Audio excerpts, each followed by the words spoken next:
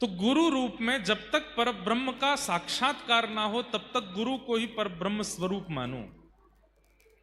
ये परब्रह्म ही है हमारे,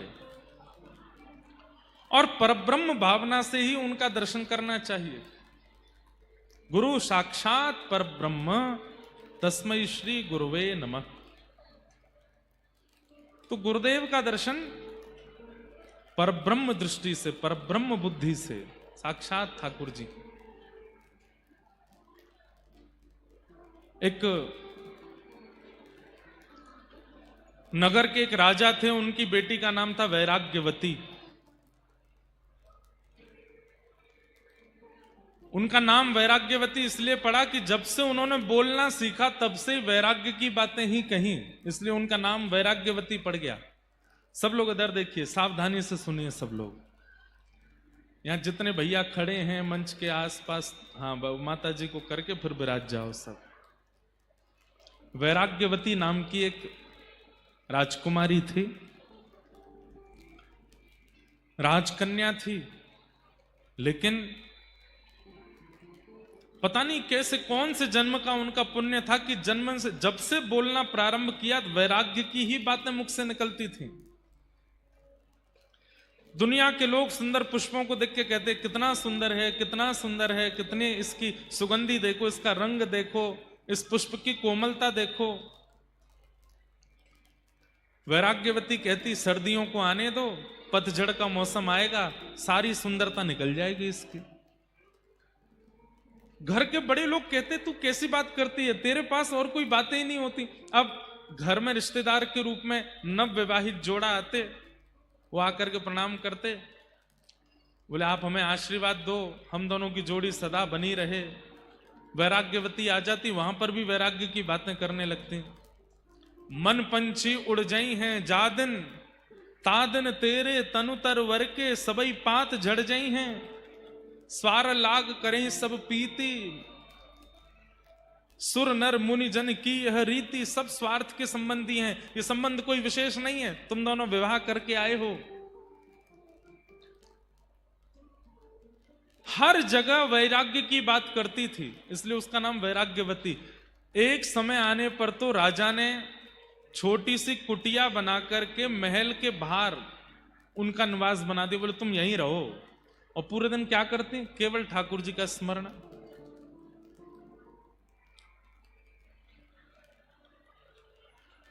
वैराग्यवती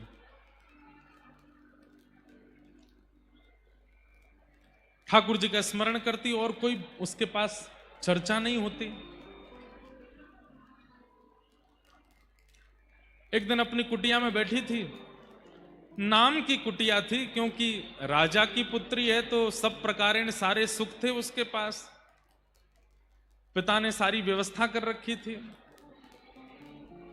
सोने चांदी के बर्तन दे रखे हैं, सब कुछ दे रखा है, सब कुछ व्यवस्थित था उनके पास।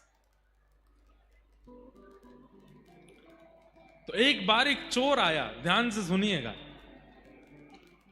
और उस चोर को पता चला कि राजा के यहां पहुंचना तो बहुत मुश्किल है, महल में रहते हैं, बहुत लोग पहरेदारी में रहते हैं, पर ये राजा की पुत्री है वैराग्यवती, ये बाहर रहती है, और हमने सुना है इसके पास भी इतना धन तो है इसकी कुटिया में कि अगर चोरी कर लिया जाए तो हमारा कम से कम 1-1.5 साल का तो पोषण हो ही जाएगा।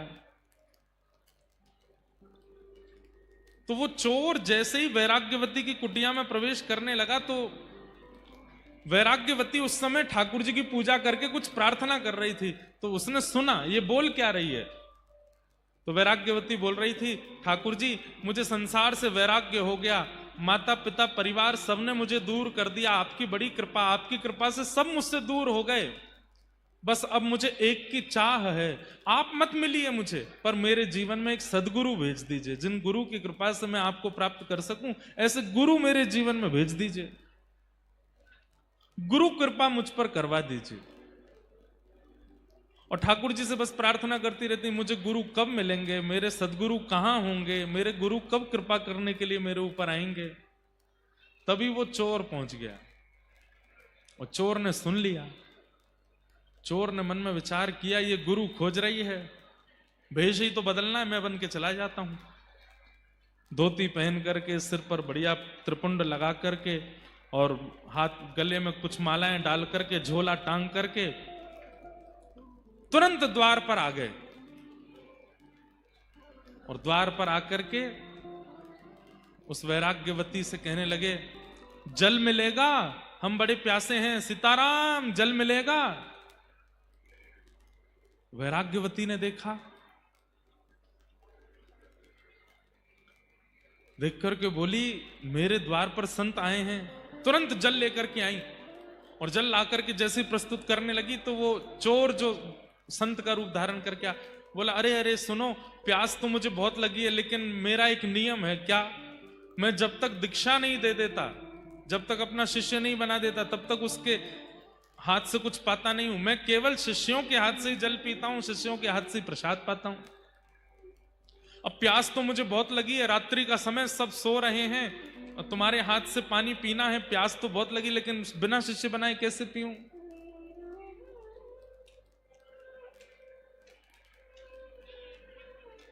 वैराग्यवती बोली, आप प्यासे रहेंगे ये मुझे स्वीकार नहीं, और मैं तो अभी ठाकुर जी से कह ही रही थी कि मुझे गुरु दे दीजिए, और उसी समय आपका आना हुआ है, तो निश्चित है कि आपको ठाकुर जी ने ही भेजा होगा मेरे गुरु रूप में आने के लिए। आप एक काम कीजिए, जल का पात्र बाद में आप पी लीजिएगा, मुझे दीक्षा दे दीजिए। हाँ, ये काम बढ़िया रहेगा, बैठो। और चोर ने, अब उसको जो भी आता था मंत्र वंत्र बोलना, जो उसको राम नाम याद था या जो भी नाम याद था, कान में बोल दिया, और गले में एक माला पहना दी, तिलक कर दिया, बोले आज से तुम मेरी शिष्या हो, लाओ अब जल पिलाओ। जलपान कर लिया। जलपान करने के बाद में गुरुजी बोले, बेटा अब हमको आगे अपने आश्रम की ओर जाना है, और आश्रम का बहुत बड़ा उत्सव आ रहा है, उसकी व्यवस्था भी करनी है। जी गुरुदेव, आप आज्ञा करो। बोले, काम करो, तुम्हारे पास जितना भी द्रव्य है, जितना भी सब सामग्री है, सब लेके चलो, और हमारे आश्रम में थोड़े सहायता करना। और हमारी गुरु दीक्षा का एक नियम और रह गया है, वो हम अभी करेंगे। क्या नियम है गुरुजी? बोले, आप चलो तो। वैराग्यवती चल पड़ी, अपने घर का सारा सामान लेकर के, सारा धन धान्य लेकर के। अब तो गुरु मिल गए हैं, जो कहेंगे सब करूंगी। हम आपको ये बताना चाहते हैं कि गुरु के प्रति निष्ठा का फल ठाकुर जी कैसे प्रदान करते हैं।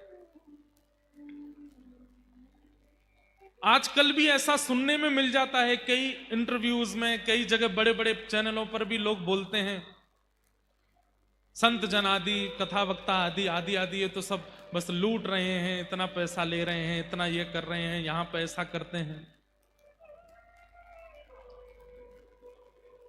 बहुत सावधानी से सुनो। अगर कोई इस मनस्थिति से कथा कर भी रहा है कि उसको धन कमाना है, कोई इस मनस्थिति से अगर शिष्य बना भी रहा है, तो भी शिष्य की दृष्टि कैसी होनी चाहिए ये सुनिए। उनको दंड नहीं मिलेगा ऐसा नहीं है।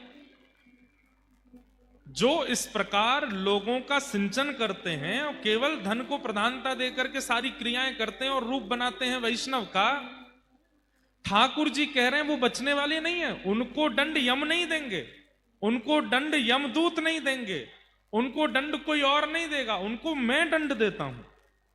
और एक बात याद रखिएगा, क्लास टीचर डांट दे ठीक है, मॉनिटर डांट दे ठीक है, कोऑर्डिनेटर डांट दे ठीक है, प्रिंसिपल के पास अगर बात पहुंच गई तो फिर डांट कुछ ज्यादा ही सीधे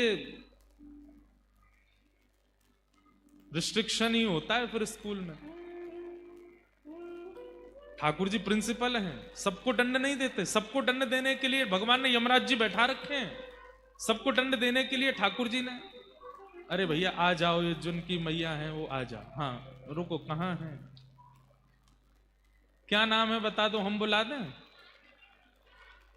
अच्छा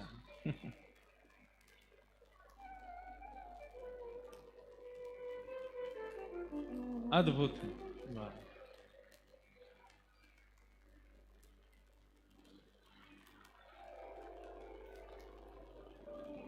जय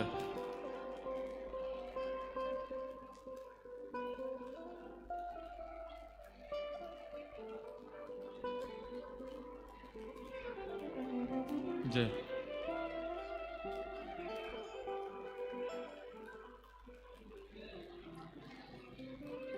बोलो सदगुरुदेव भगवान की जय।